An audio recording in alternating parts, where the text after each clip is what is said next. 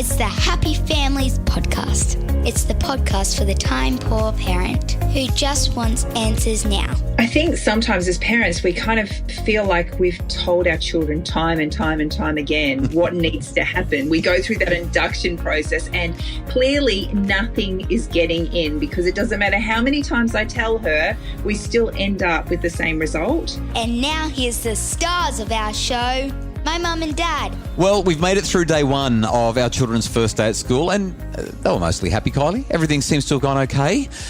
This is Justin and Kylie Coulson. We are the founders of happyfamilies.com.au and I'm the author of 6 books about raising happy kids and the parenting expert on Channel 9's parental guidance. Kylie, you are on Zoom with me today because we're still trying to work out how we're selling our house and moving to the coast, and we don't get to be together as often as we need to be. But the podcast continues. It's surviving, and so are you. How are you going with the kids and me not being there for a few days each week? Well, they're now all back at school. Life is getting a lot easier. Bit of extra time on the beach for you, is that what you're saying? Maybe, but I won't rub it in. No, don't. Please don't, because this Brisbane summer sure has been hot and sticky. Hey, we every now and again love to answer listener questions, and this one caught my attention for a whole lot of reasons. It comes from Alex, who says, our 6-year-old daughter keeps trashing her glasses, and it's getting really expensive. In 9 months of having glasses, there have been 5 repairs needed. And other than one incident that wasn't her fault, they've all been because she was, being 6. A couple of days ago, it happened again, and now there's a $100 bill for a new lens. This time I was there when it happened, and she burst into tears. I externalized my frustration by making sure she knew that it wasn't her I was upset with, but the situation.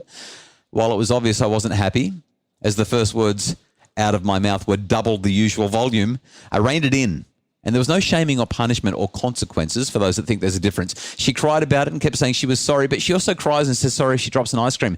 How can we help her learn to take responsibility and ownership, given that sending her to school with broken glasses isn't an option, as A, she needs them to see, and B, I'd rather buy new glasses every week than shame anyone, let alone her.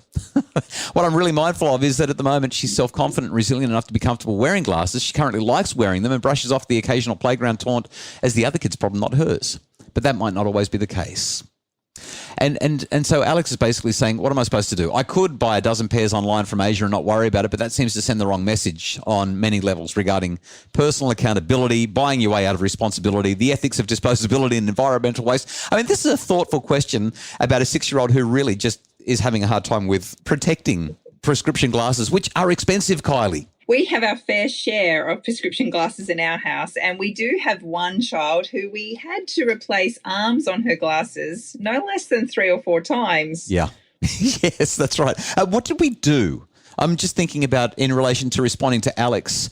And it's interesting. As I was reading it, I was actually thinking he was going to tell me that she hated wearing them and she was actually breaking them on purpose, and that was what the big problem was. But he nailed it on the head. She's a 6-year-old. And our daughter was actually a little bit older than that. But when we actually watched what was going on, she was just being a kid. She was rumbling, tumbling with her sisters, and her glasses got in the way and they cracked each time. Have you noticed that kids generally don't take responsibility for anything? At all. They don't take responsibility for their bedrooms. They don't take responsibility for the dirty plates. They don't take responsibility for very much at all. And this is an opportunity for us to just step back and consider, when is it appropriate for children to start taking responsibility? I know that there are some people right now who are grown adults who are thinking, my adult partner that I've been living with for the last 10, 20 years doesn't know how to take personal responsibility for some things. It's a developmental reality that if you're raising a child, especially a child who's only about 6, that you are going to encounter these kinds of challenges. And trying to force developmentally inappropriate things at a developmentally inappropriate time simply doesn't work. It's kind of like saying to your 6-month-old, get up and run.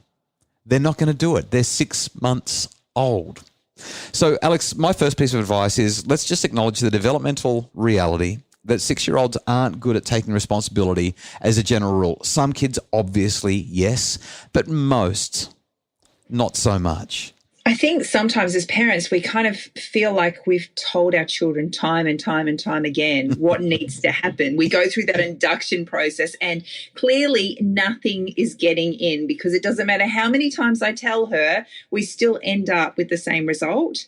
But that's part of their learning process, going over and over and over and over and over and over the same things. And eventually she will get it. But at 6, it's going to take some time. So the example that I like to use is learning to write a name or learning to tie up shoes.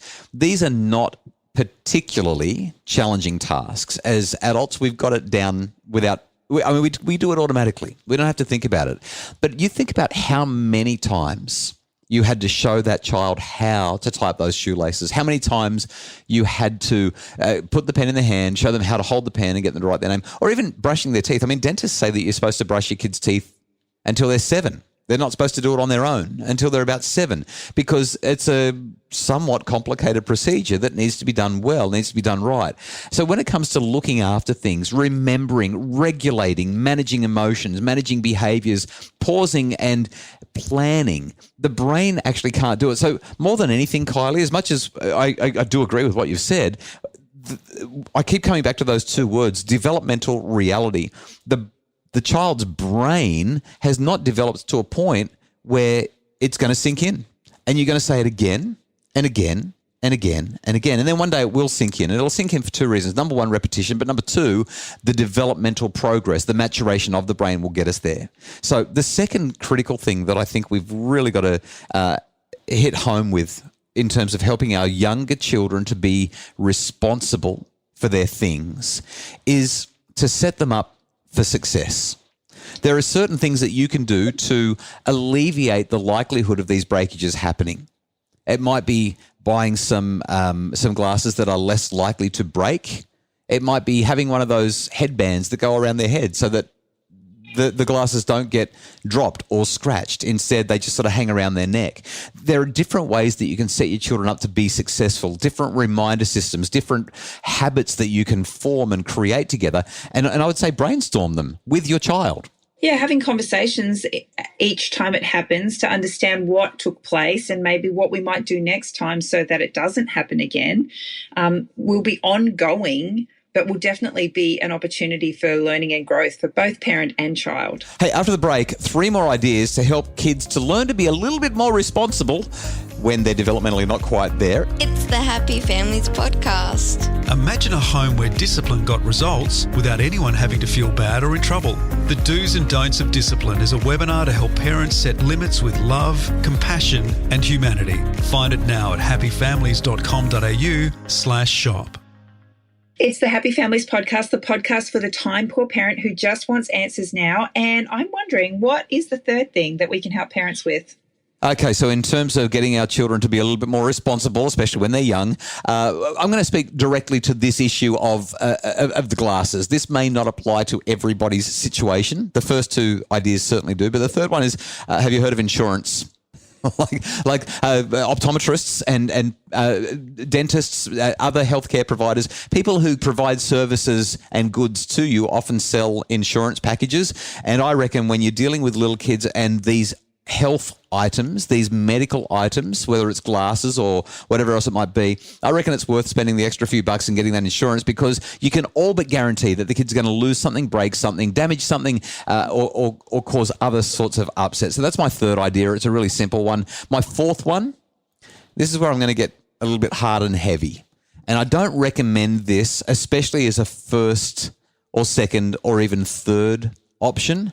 But at some point, sometimes we do have to teach our kids a little bit of a lesson. And so it might be that Alex sits down with this precious little 6-year-old who's having such a hard time with these glasses, and that Alex says to the 6-year-old, you know what, kiddo, this is the 5th time this year that we've had this problem, and I know you feel terrible about it. Do some emotion coaching. Make sure that she feels safe. Make sure that she knows she's not, quote unquote, in trouble. But once things have calmed down and there's been lots of hugs, I think that Alex might say to the 6-year-old, when you break things there's some sort of a cost that's involved. And together we need to work out what price is reasonable for a 6-year-old to pay. It might be that the 6-year-old has to pay the price of giving triple the hugs on a Saturday morning until the glass situation is fixed. Or it might be that the 6-year-old has to help mum with the dishes or dad with the dishes every night until the glasses are paid for. Maybe it's going to be 3 weeks worth of dishes, even when you don't want to do them and you've got tired legs. But there should be some level of accountability, some opportunity to be making up for it. If that's going to happen, it needs to be fun. It needs to be warm. It needs to be about connection. It cannot be about punishment. Because as soon as we make it about punishment, that's a problem. But it can be about the accountability. Hey, we're going to go and have some fun now and do that next chore. Remember, we've got to do it for 21 days in a row, or we're going to do it for 5 days in a row, or whatever it is.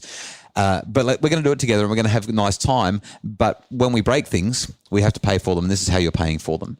You said you had 5. What's your last tip? Oh, this is my favorite one. People matter, things don't. We've talked about this on the podcast before, Kylie.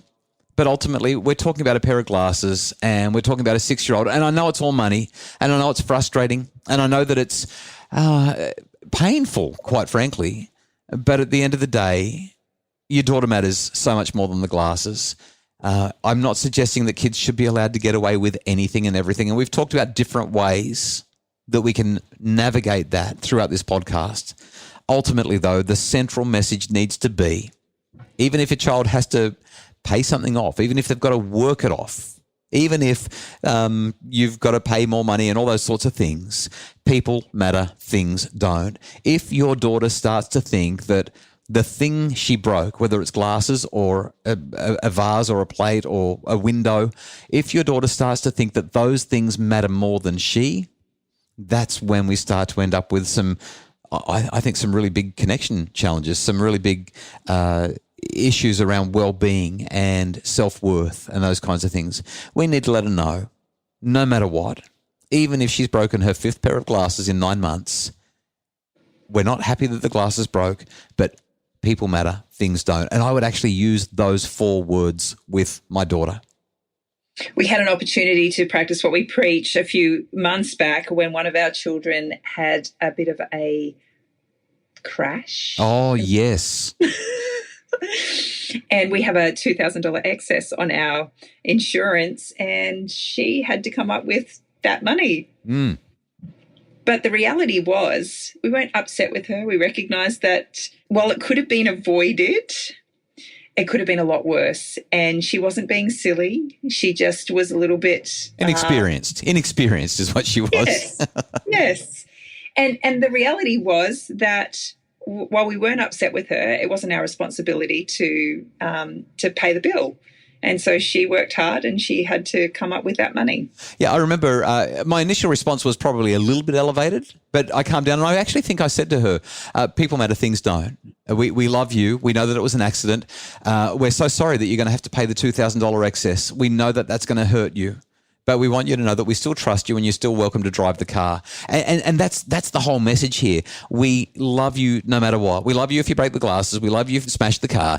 And you know what? People matter, things don't. It's a great message. I love that one. The Happy Families podcast is produced by Justin Rulon from Bridge Media. Craig Bruce is our executive producer. And if you'd like more messages, more ideas, more ways that you can make your family happier, you can find it all at happyfamilies.com.au or find us on Facebook, Dr. Justin Coulson's Happy Families.